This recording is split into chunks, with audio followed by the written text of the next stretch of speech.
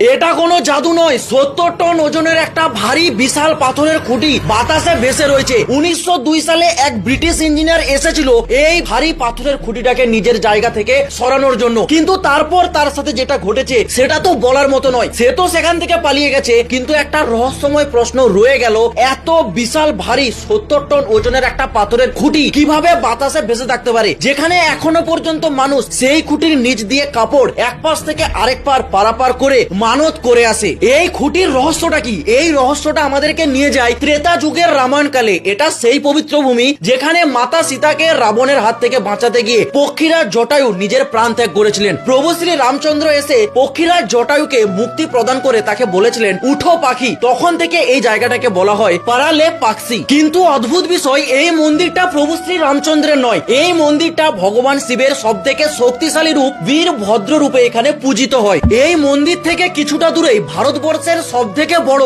নন্দী মহারাজের মূর্তি তৈরি করা আছে, যেটা মাত্র একটি পাথর কেটে তৈরি করা হয়েছে। এই মূর্তির লম্বাই প্রায় 27 ফিট এবং উচ্চতায় প্রায় 15 ফিট। আর এই মন্দিরের ভেতরে রয়েছে একটা পাথরের তৈরি নাগলিঙ্গ। কথাই বলে কারিগররা নাকি এই নাগলিঙ্গটা মাত্র 1 ঘন্টায় তৈরি করে ফেলেছিল। আর তার পাশেই রয়েছে একটা বিশাল পদচিহ্ন, যেই পদচিহ্নে সারা বছরই প্রায় রহস্যময় ভাবে জল ভরে থাকে। ভক্তরা মনে করে এটা নাকি দেবাদিদেব মহাদেবের পদচিহ্ন। সত্যি সনাতন ধর্ম বিশাল রহস্যময়। জয় সনাতন ধর্মের জয়। হর হর মহাদেব।